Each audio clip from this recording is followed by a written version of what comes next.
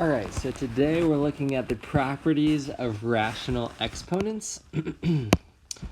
So properties of rational exponents, they actually follow the same properties as any exponents. So if we have a product of powers, or two things being multiplied together, when we multiply the things with the like bases, you have to add the powers. So we previously did where we had x, say, to the second power, we multiplied it by x to the third power.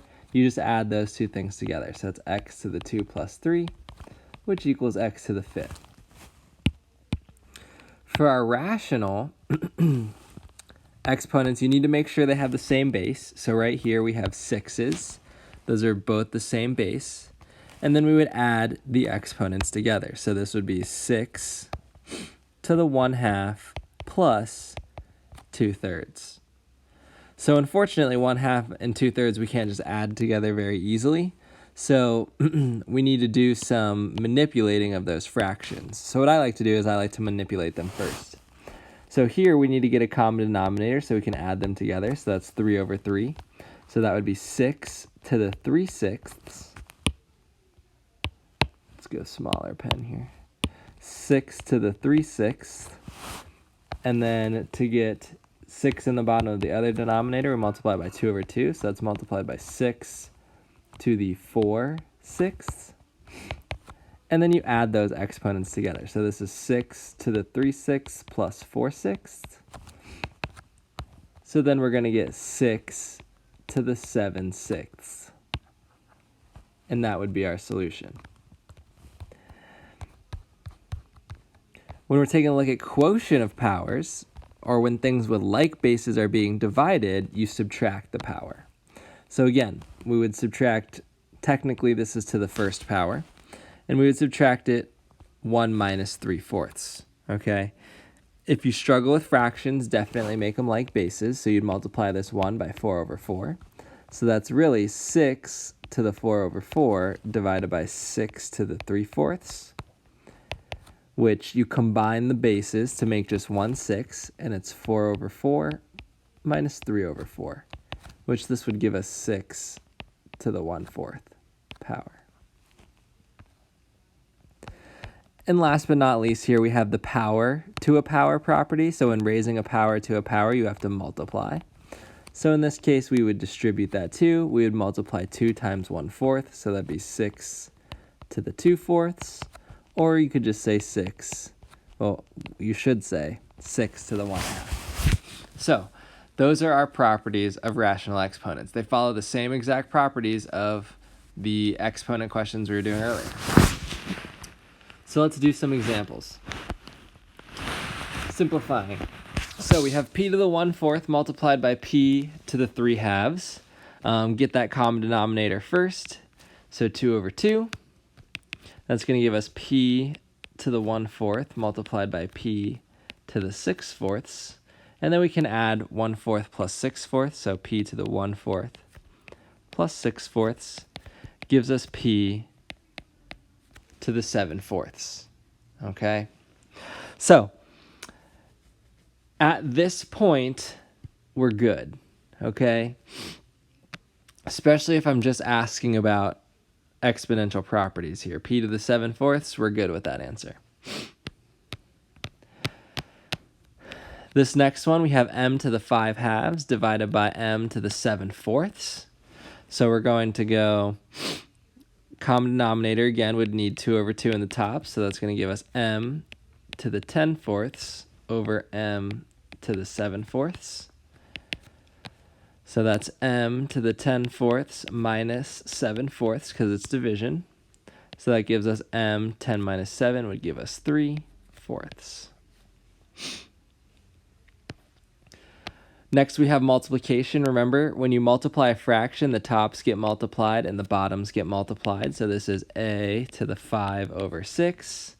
And that's actually as simple as we can make that one.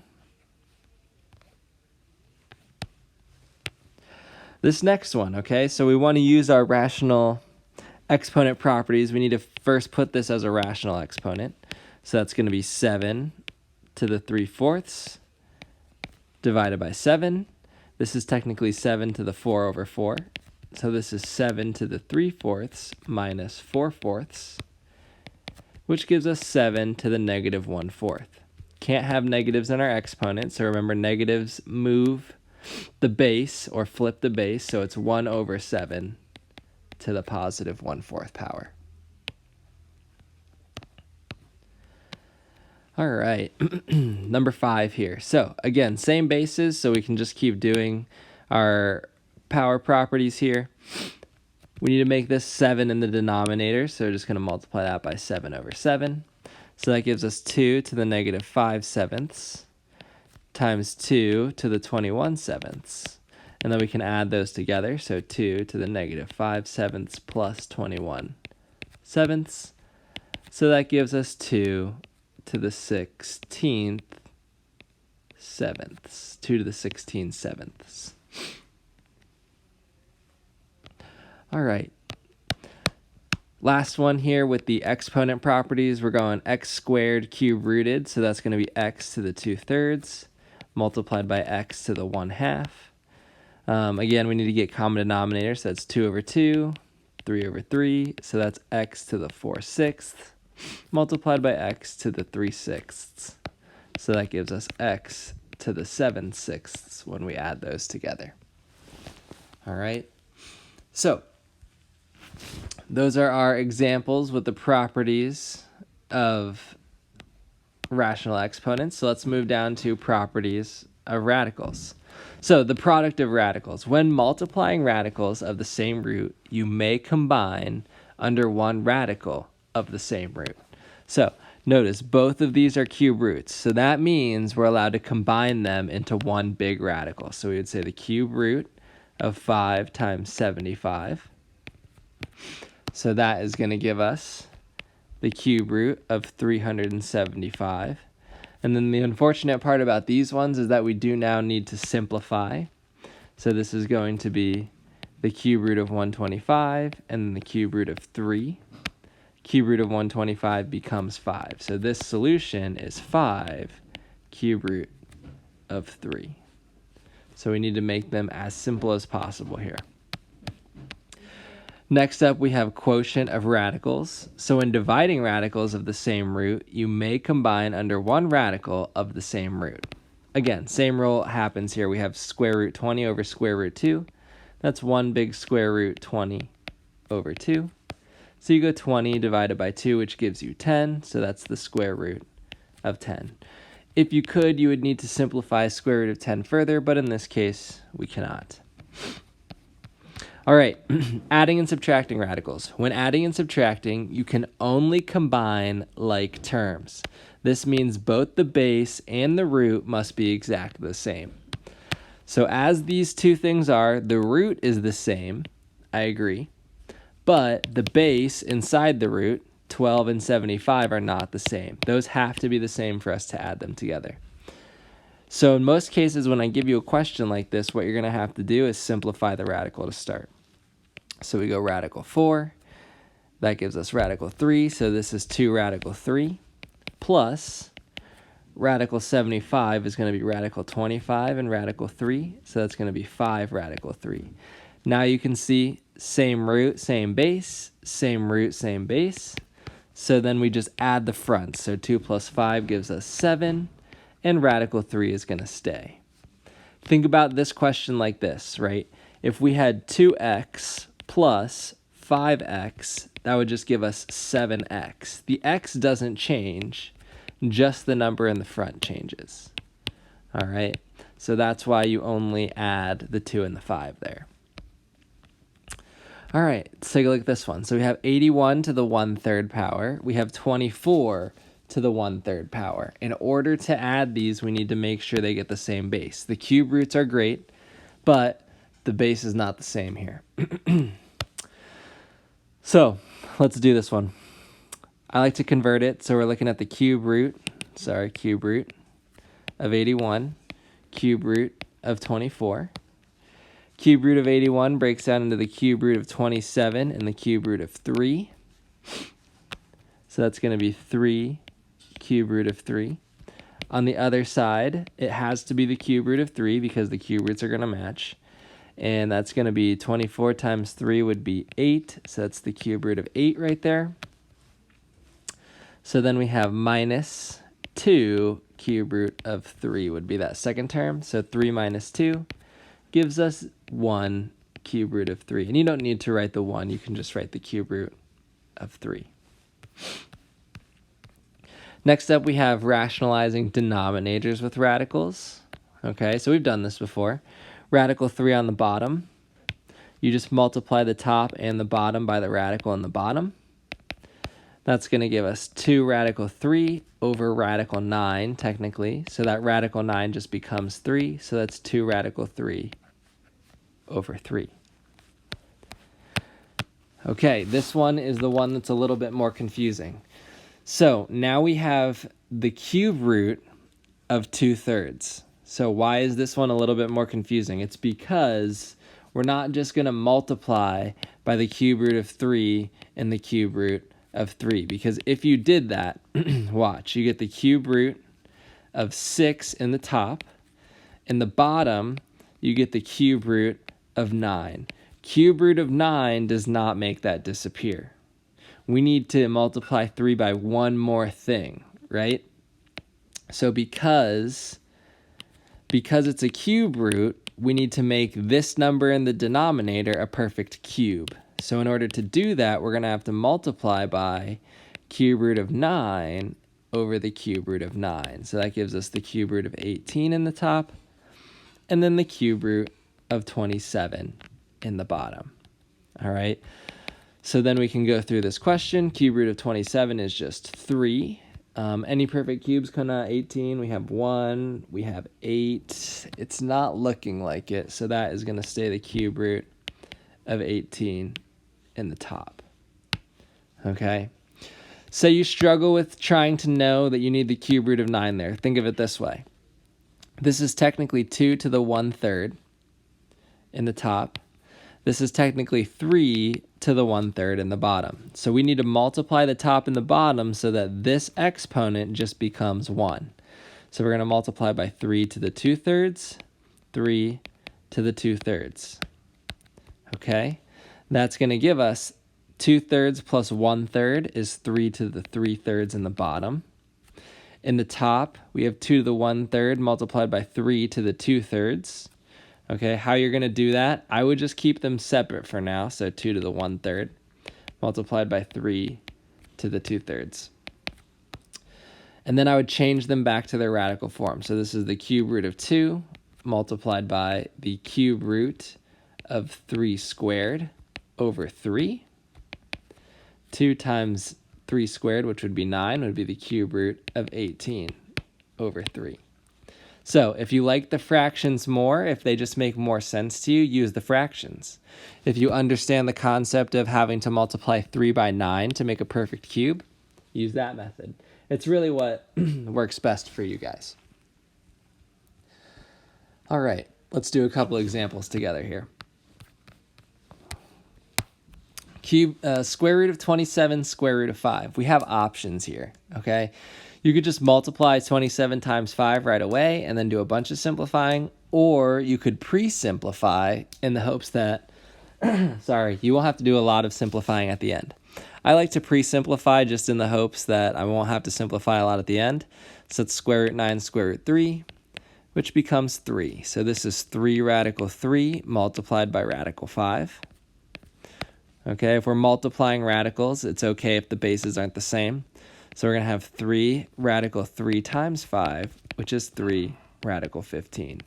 Radical 15 has no perfect squares that come out of it, so we just leave it just like that. All right, same thing up here. So this is the cube root of 48 divided by the cube root of 3. Remember, if the root is the same and we're only dividing, we can make it one big cube root. So cube root of 48 over 3. All right. 48 over 3, what is that? That is going to be 16, I believe. So this is the cube root of 16, and then we can simplify that. That is the cube root of 8, cube root of 2. So this is 2, cube root of 2. Again, you could have started by simplifying the 48 to get a smaller number. It would have worked the same way. Number 9, so now we're subtracting. This means that the root and the base have to be exactly the same. So we're going to have to simplify first here. That's cube root 9, cube root 3. On this other side, that's cube root 4, cube root 3. So this is 3 radical 3. This is 2 radical 3. Multiply the outsides. So 3 times 3 gives us 9 radical 3 minus 2 times 2 gives us 4 radical 3. So 9 minus 4 gives us 5 radical 3. Remember, you only add or subtract the numbers on the outside. Alrighty, next set. Here's one where we need to get rid of the radical in the bottom. So remember here, because this is a cube root, we need a perfect cube in the bottom. Okay? So we need to multiply this by technically 4. 4 would make the perfect cube. So the cube root of 4, cube root of 4. So that gives us 3 cube root of 4 over the cube root of 8, which the cube root of 8 just becomes 2. So that's 3 cube root of 4 over 2. And then we're good, just like that. Again, you could use the fraction method where you have 3 over 2 to the 1/3. So you need to multiply by 2 to the 2/3 on both sides. Notice how 2 to the 2/3 is the same thing as the cube root of 4, right? When you do that, that's going to give you 3 times 2 to the 2/3 over, this is 2 to the 3/3. So that goes away, just becomes 2. So this is equal to 3, and then cube root of 2 squared over 2, which then becomes that solution. All right, number 11. So this is a multiply through here and probably adding like terms. So x times x is x squared. X times radical 3x is plus radical 3x minus radical 3x. And then negative radical 3 positive radical 3 is negative 3. Middle terms cancel, and we're just left with x squared minus 3. So that was just multiplying radicals together, making sure we're still good at that. Number 12, okay, here's one that we haven't seen in a while. This one is where we're going to have to multiply by the conjugate, okay? When we have two terms in the bottom here with a plus or minus and a radical in one of them, you multiply by its conjugate. Remember, conjugate only changes the middle number. So 6 plus radical 5 over 6 plus radical 5. This plus sign in the middle is going to make middle terms cancel out when you multiply. 6 times 6 is 36 in the bottom. Negative radical 5 times 6 is negative 6 radical 5. Positive 6 times positive radical 5 is positive 6 radical 5. And then negative radical 5 and negative radical 5 gives us negative 5. That's going to be underneath 2 times 6 is 12. 2 times radical 5 is 2 radical 5. In the bottom, middle terms cancel like they should. It's getting rid of the radical completely. 36 minus 5 is 31. So that's 12 plus 2 radical 5 over 31. And that's as simple as you can get it. If you could divide each of the terms by a same number, you would have to do that to reduce. But in this case, we can't do that. All right, number 13. So if you're ever given different roots or different radicals here, the key is to change them to their fractional form. So this is v to the 1/3 multiplied by v to the 1/2. This now becomes a question that we've seen before, right? We need to multiply by 2 over 2 here, 3 over 3 here. So you get v to the 2/6 multiplied by v to the 3/6. So now we can add 2 plus 3 to get v to the 5/6. Same thing for number 14. We have r to the 3/4 multiplied by r to the 1/2. When you do this, we need common denominator again, so 2 over 2. So that's r to the 3/4 multiplied by r to the 2/4, which gives us r to the 5/4. And then that's good right there. Okay. And that's all the notes for today. If you have any questions, please reach out, message me on Canvas. I'd love to answer any questions. Have a great day, guys.